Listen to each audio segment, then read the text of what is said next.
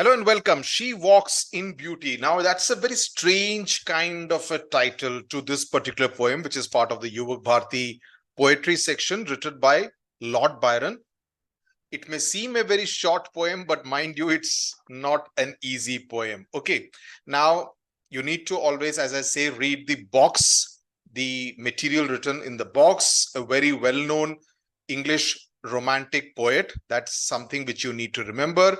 And the other thing which you need to know is about what is it talking about? This is essentially talking about the celebration of female beauty.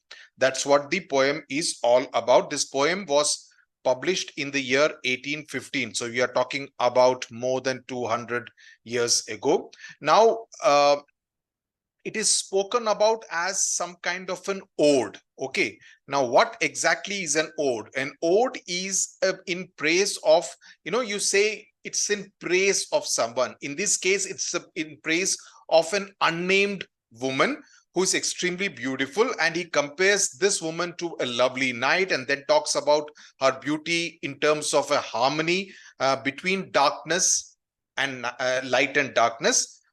Poem then describes her external beauty as representative of her inner goodness and virtue, and about what makes her so attractive. So there is a lot of comparison to the night sky. Normally what happens is that whenever we talk about darkness, we consider it to be something sinister, कि कुछ गलत होने वाला है. But here he has compared the night sky to this extremely beautiful and attractive woman and talked about it in a more positive light. So that's one major highlight as far as this poem is concerned. Okay. The last line is quite important, that though on the face of it, when you read it, it would seem like it is a love poem, like a romantic poem, and he was known as a romantic poet. But in this particular poem, the poet never actually expresses his love for the lady. She walks in beauty. So I have written points about what is this poem all about in the notes, so you can go through that. Stanza by stanza I've given it. Let me get directly to the explanation of the poem in addition to whatever I've written in the notes, so that it will be more easy for that. Okay. Now, if you see, the lady has been referred to as she in the entire poem. Okay. So the tone of the poem is one of admiration, great praise, which is why I referred to the word ode. It is an ode to the beauty of an unnamed woman. She walks in beauty. Now, this particular line, which is also the title, takes from the first line itself.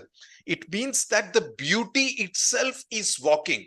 It's almost as if the beauty has been personified and an action of walking has been accorded to this particular lady, beautiful lady. So the poet is comparing the beautiful woman to walking, who is walking in a very clear night full of bright stars. So it's a clear night, it's dark, but there are stars all over in the sky.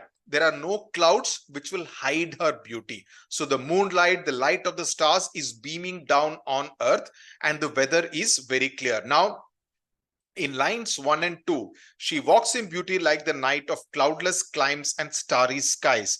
So he's comparing the beauty of the woman with the night. At night, the situation is depicted by cloudless climes. Climes means the climate. So there are no dark clouds out there. So the sky is absolutely clear, and the skies have a lot of stars. So the beauty is like that. There is no cloud over it, and there are a lot of stars. Okay, so in that sense, that's the first expression of beauty that he's making about this particular woman. So the cloudless climes is basically defined as a very radiant facial expression. There are no marks on her face. It's a very clear kind of a skin tone is what he's trying to convey. And it has probably a beautiful smile, and the starry sky is probably a reflection of her bright eyes. The stars seem to kind of convey the beauty and the radiance of her, the sparkle of her eyes.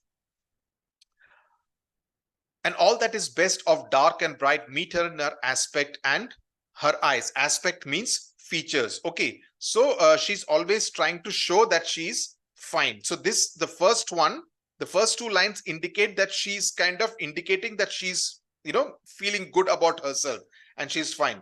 The best of dark and bright. The best means the finest of darkness and light. So the whole, in fact, I've written a question and answer on this. The coming together of darkness and night, the interplay of light and darkness as far as this particular poem is concerned. So he says the finest darkness and light come together in harmony. Normally, light and darkness are not spoken about in terms of harmony, but here Lord Byron is talking about them in harmony in the context of the facial features of this particular beautiful woman, that the darkness and light come together in harmony in this woman's appearance, particularly her eyes and the gentle and the delicate play of light, because there is the light of the star. So there is that element of the play of light on a dark night is heavenly. It gives you a feeling of being very smooth and very soft, and this kind of an effect. And then he makes a contrast with daytime.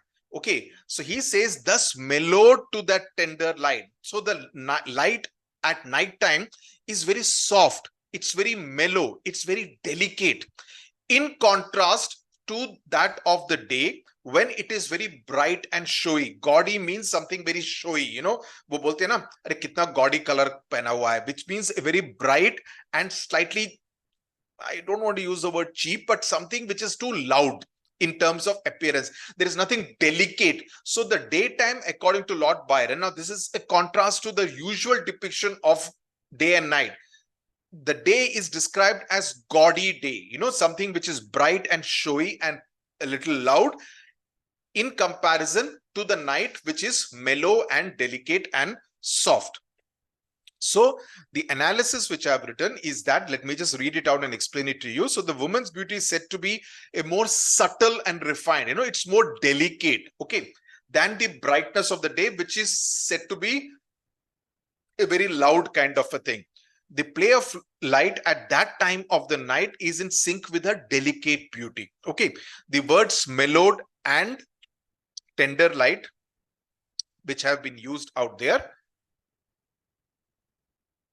mellowed and tender light, are suggestive of that feeling of being delicate.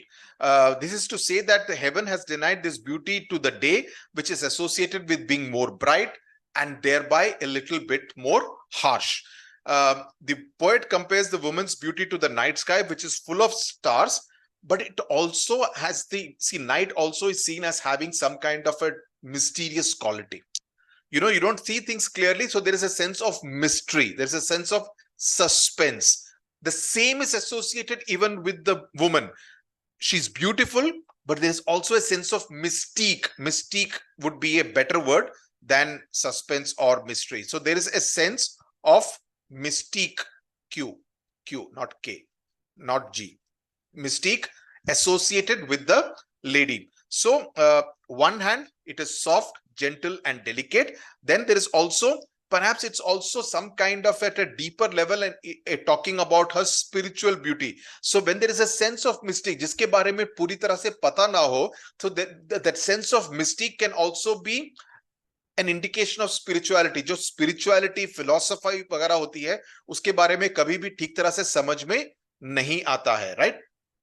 So this kind of beauty is something which daytime cannot aspire to achieve, cannot aspire to kind of understand.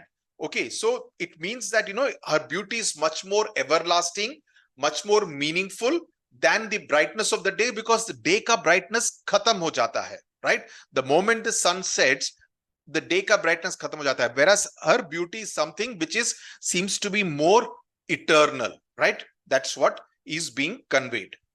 Now, don't say कि night भी तो खत्म हो जाता है. That's not the way Lord Byron thinks. One shade the more, the one ray the less, had half impaired the nameless grace which waves in every raven tress or softly lightens over her face. Now, one shade the more, one ray the less. What does this particular thing mean? It means that the woman's beauty is the result of the perfect balance of light and darkness. One shade, because you're talking of different shades. How do shades come? Shades come because of the interplay of light and darkness. the rays of light. So any alteration to this balance, even if there is a little more shade, or if there is a ray which is less, a ray of light which is less, would have spoiled or diminished her beauty. Meaning to say, what he's trying to convey is the perfection. He's trying to convey the perfection. Then he says, have half impaired the nameless grace. What does it mean? Nameless grace is because the woman's beauty cannot be conveyed, cannot be described in words. So that's what he's trying to say, that, iska gungan aap shabdon mein nahi kar sakte hain. You cannot appreciate and describe her beauty, or, praise her beauty adequately in words. We say, no, words fail me, no words are enough. It's something like that. Raven tress. Raven is a member of the crow family, slightly different in size, slightly more bulky than a crow, but in terms of look, it's found more in Britain. Here we refer to the kawa only, but it's referred, and it's in Shakespearean times, it's not considered a very good bird. It's considered a bird of bad omen. Especially the way William Shakespeare has used it in many of his plays, including Macbeth. So he says that which waves in every raven tress. Now, raven, since it is a black colored bird, jet black colored bird, so the woman's black hair, raven tress refers to the hair, okay, is compared to the jet black wing of the raven bird, okay, which looks, as I said, looks like a crow. This is the use of a metaphor by Lord Byron. Then, so he's describing the beauty of her hair, the color of her hair is what is being described by the poet. Or softly lightens over her face. Now, that kind of adds to the beauty of the woman. Where thoughts serenely sweet express how pure, how dear their dwelling place. Is a reference to the woman's expression, which is supposed to be very calm and peaceful. Serenity means being very peaceful and calm, and they're supposed to be pure, and they reflect her dwelling place, means her heart, her inner beauty. Her inner beauty is reflected on her face because her heart is absolutely pure, devoid of any kind of ill feeling or any kind of malice. Okay.